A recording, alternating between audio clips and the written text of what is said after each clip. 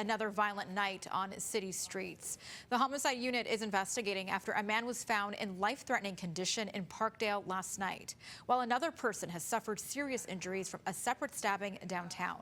Now, this is the latest in a number of violent acts that have made headlines over the last 2 days. Police cordoning off a block of Queen Street West and Callender Street, where police located a man in life-threatening condition Saturday night. Investigators say they arrived on scene just before midnight.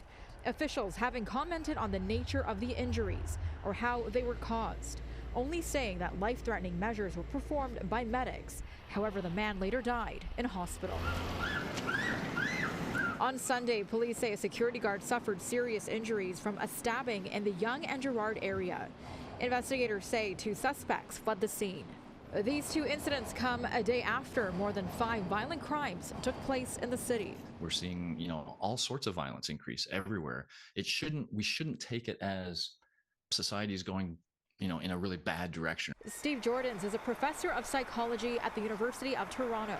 He says repeated headlines like we've seen this weekend can trigger a phenomenon known as learned helplessness. For us, when we're living in an environment like this, and especially after the pandemic, when there's so much anxiety, everyone's got their fight-flight reflex going, we're seeing more violence, we're seeing more incivility, and it doesn't seem like we can figure out how to turn the corner.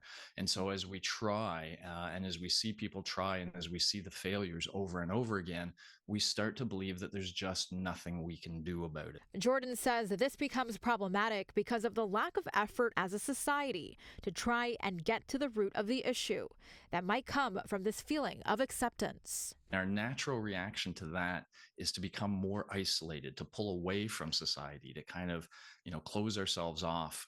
And that's almost the opposite wrong reaction. The more we all sort of isolate, the less we kind of take responsibility for building that sort of social world we want, the easier it is for this violence to kind of propagate and expand. In terms of how to move forward and out of a state of being comfortably numb by headlines, Jordan says the solution has to come from the ground up. And there's something called social connection. And when we take the time to treat each other civilly and to really kind of hold tight to those people who are closest to us, and in fact, to try to increase that circle of people, that's the solution, a grassroots kind of solution. Anyone with information on any of the crimes that took place over the weekend are being asked to contact police or Crime Stoppers.